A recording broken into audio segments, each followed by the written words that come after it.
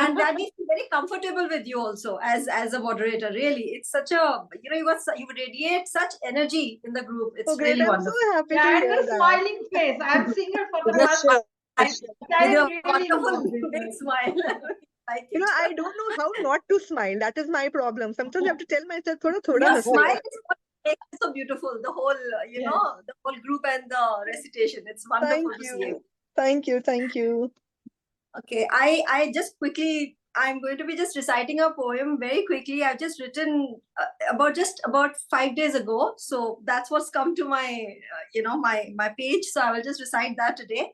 So Please. one day I was just reading a poem by Robert Frost. It was "The Road Not Taken By," and being an absolute ardent nature lover, it kind of brimmed a few hopes and certain dreams, desires, and that kind of pushed me to penning down this poem of mine. It's a very small poem, but I have made a painting as well. Again, I'll have to share the painting. I was supposed to last time as well, but I will definitely share this painting.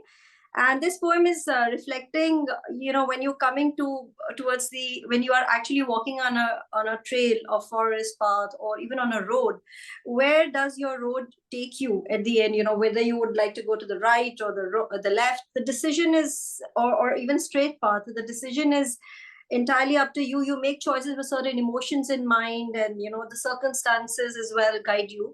So something like that, on that basis, is where what my poem is about. And of course, enjoying the nature as I walk, is the expression is also reflected in my poem. So my poem is titled as Wondrous. Freedom is what she feels in the flowing wilderness as she walks with her bare feet, like a wondrous impressions of a soft soul on the mineral soil, stirring every fallen leaf on the forest trail. Time was something she never wanted to resist. Perhaps, perhaps everything else satisfied her. Wealth and poverty, which she had tasted with an equal ease, there was no shame to her. Her mind painting an old memory, her steps slowed down a bit. She paused and took a deep breath, treading with no cares, her careless curves flirting with the winds, her lips twitching a little. So the small paths she took to explore upon, a somewhere, please note this line, a somewhere began an everywhere on that forest trail, painting her existence. A realization to her dwelling, love and dance in her own imagination, because life must flow with an unconfined passion. Thank you. That's my poem for today. Speechless. So Beautiful. it Beautiful. is basically like of my experiences, again, nature bound, a lot of decisions, emotions, everything I have just tried to pour in my poem today. Beautiful. For this. Beautiful. Thank Now I told you, you. last 15 days ago when we were hosting this session, I was just one day out of Gir, and this poem seems to take me back to that Wow. visit. Okay, the experiences.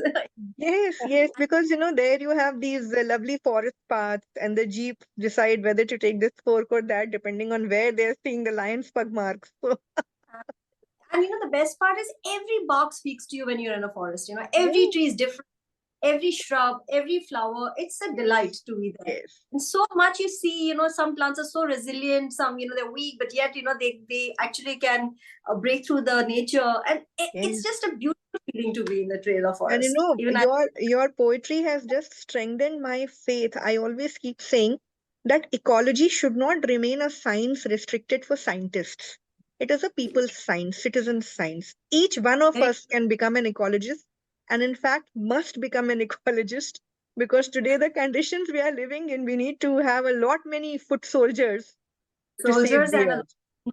to do, yes, of course, to conserve nature. So Beautifully yes. So what you said will go down into my mind as something which is called eco-consciousness raising. I Thank you so restrict much. myself from calling it awareness raising, because awareness is very shallow. Eco-consciousness is something that goes a layer deeper. It touches your heart, your soul, and Yes, connects you with nature in a very deep way. So thank you for this beautiful. lovely ode. Thank you. Thank you. much. Thank you, Deepa. Thank you, everybody.